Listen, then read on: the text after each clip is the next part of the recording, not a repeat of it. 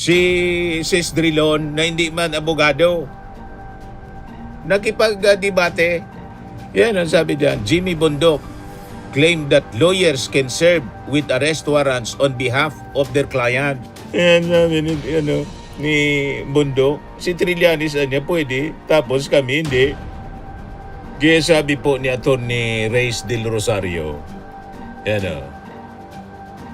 with all due respect, Attorney Jimmy, ano pong sabi po ni Attorney Dino Singson de Leon, ngayon lang ako nakakita ng abogado na gusto iibigay sa kanya ang warrant of arrest para siya raw ang mag-serve sa client niya.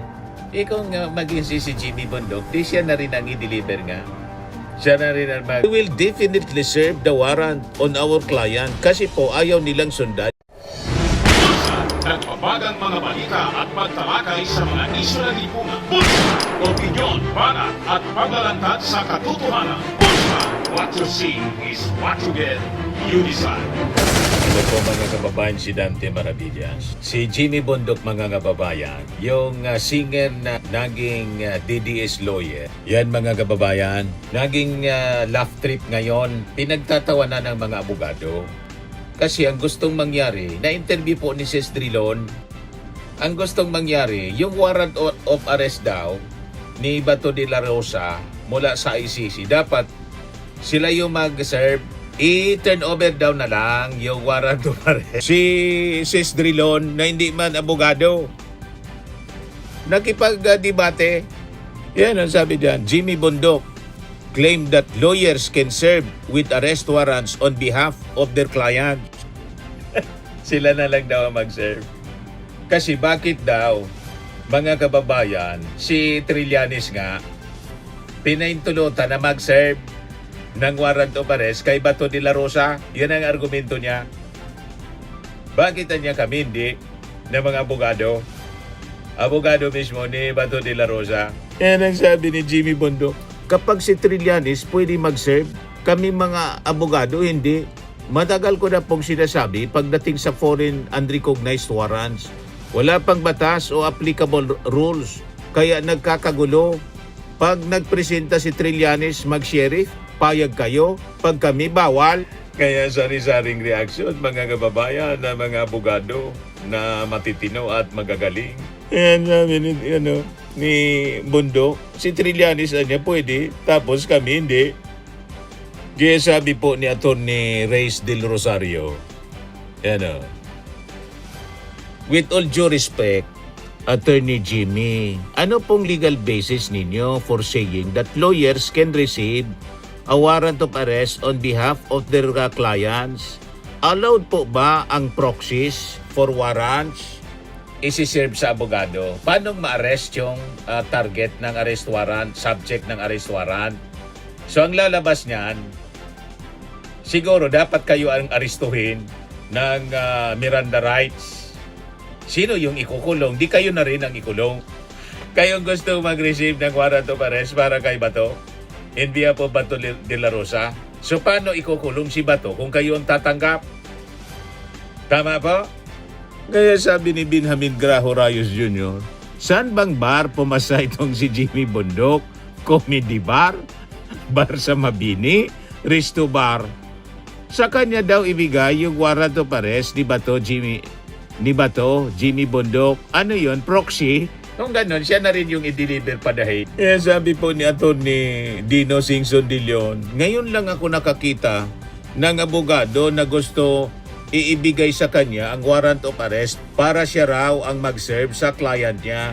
Ikaw nga maging si Jimmy Bundok, di siya na rin ang i-deliver nga. Siya na rin ang mag-serve ng sentensya ni Bato. Talaga niya, Mr. Maravillas, love trip ito. We will definitely serve the warrant on our client kasi po ayaw nilang sundan yung sistema. They're not following the law. They are invoking. Sabi po ni Jimmy Bundok. Sabi ni Atty. Carlo Ibanez, alam ko bagong abogado pa lang si Jimmy Bundok, pero mga law students nga alam ng warrant must be personally served. Hindi pwedeng iserve sa abogado at silang mag-serve sa client nila. Kita mo na, parang sa resto bar nga, kung hindi sa gay bar pumasa. Hindi sa bar examination na binibigay ng Supreme Court. Gay bar siguro, resto bar, o malamang sa comedy bar talaga.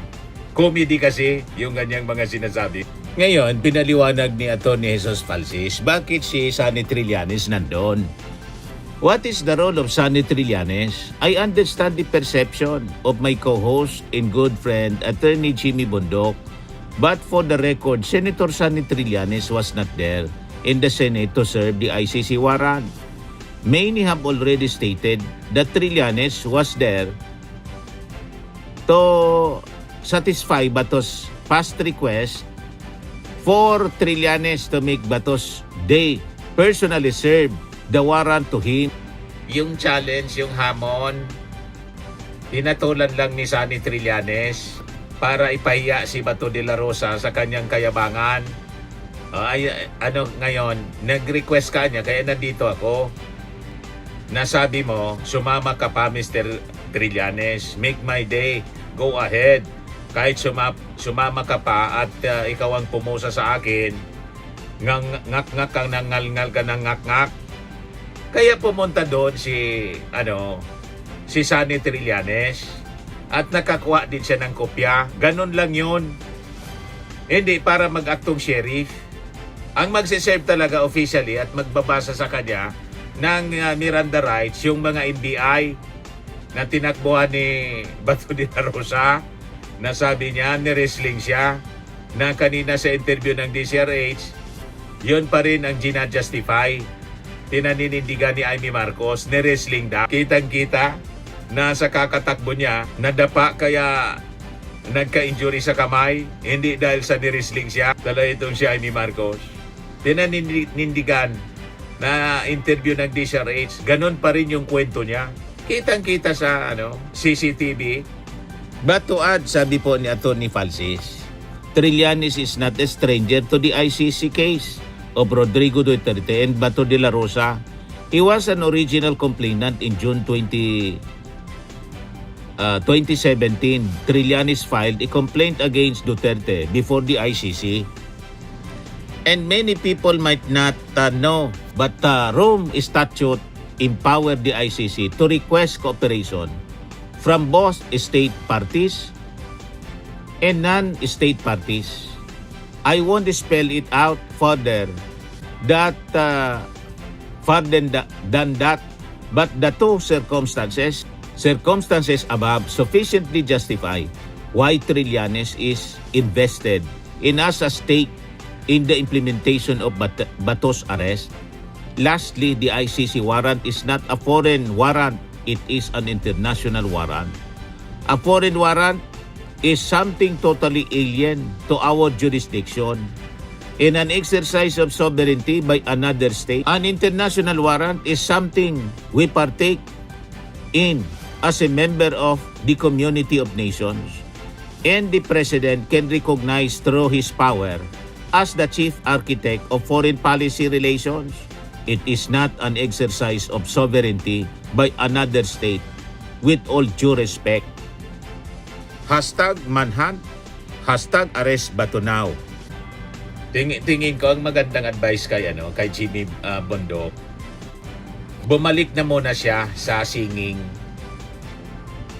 Kasi ngayon na nagpa-practice siya ng law, lumalabas doon sa sinabi ni ng isang abogado, Atty. De Rosario yata yon, yung kaninang kinote ko, mas may alam pa yung mga law student kaysa kay Jimmy Bondoc. So pag ganyan palagi, laging sablay yung mga legal opinion niya, lalo siyang napapahiya, lalo siyang hindi mananalo sa pagkasenador pag kumandidato pa siya uli. Ibig sabihin, marami pa siyang kakaining bigas. Dapat marami pa siyang dapat na matutunan sa batas. Mas may alam pa daw siya. Alaman niya yan ng mga law students. Hindi pwede. Dapat personal na siniserve yung warrant of arrest. Ganun naman talaga po sa batas. Kasi bakit mo isi-serve? sa abogado ng client. Hindi mo maihuli. Kaya nga warrant of arrest. Ang purpose ng warrant of arrest, hulihin yung subject. Pag ganyan, bakit ka pa magsiserve ng warrant of arrest sa abogado mo ibibigay? So hindi mo mahuhuli yung subject ng warrant of arrest. Sino yung huhulihin mo? Yung abogado? Para ikulong at i-deliver pa dahil? Ay nako, Jimmy Bundok. Parang tama yung sinabi ng isang netizen. Saan ba? Ito yung latest sa pag-anting kay Bato kasi may manhunt na. Buong puwersa ng pulisya handang aristuhin si Bato. Hindi lang 10,000 man task force ang naka-alerto para ulihin si Bato. Sabi po ni Secretary John B. Crimolia, yung 225,000 strong members ng PNP. That's the entire PNP. Kasunod ito ng kumpirmasyon ng Department of Justice na pwede nang ipatupad ng law enforcement agencies ang arrest warrant mula sa International Criminal Court. We will follow the lead of the SOJ, sabi po niya. Una nang sinabi ng Criminal Investigation and Detection Group na alam na nila kung saan papunta ang SUV na sinakyan ni De La Rosa nang lumabas ito sa Senado umaga ng Mayo 14. At yung warning po ni Justice Secretary Vida, yung tumutulong sa pagtatago po ay may kakaraping kaso. Kakasuhan kayo sa pagtatago kay Bato de la Rosa. Alam na natin yung mga kakasuhan. Si Robin Padilla, yung mga senador, 13 na senators na umupkop, nagprotekta pagkatapos nagpatakas kay Bato de la Rosa. May kaso din kayo, obstruction of justice. Yan ang malinaw. Kaya sari-saring reaksyon ng mga tao.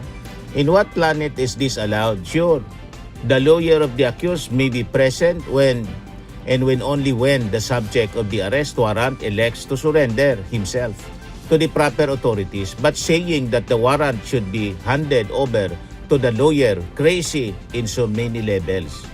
Sabi po ng isang ex-user sa kanyang reaction. Sabi naman ng isa, rules of the DDS court yata ang nabasa ni Jimmy Bundok. Where on earth do you need to serve an arrest warrant to a lawyer? Nakakaya. Sabi ng isa pa, DDS refers to diehard supporters. Na-confuse ata si attorney. Ang arrest warrant sa subpena nasa revised rules of criminal procedure po. An arrest requires physical custody of the accused person. Pag sa'yo po na-serve, Attorney Jimmy, ikaw yung pupusasan. Yan nga po yung sinasabi ko. Baka gusto niya siyang i-deliver doon. At yung kasalanan ni Bato, gusto niyang akuin. Baka yan ang gusto niya. Akuin na lang yung mga kasalanan ni Bato. O di, wow. Swimming and lifting cream, pinapahid po sa mga pulses in affected area. Mainam po sa paninigas ng mga kaso-kasuan.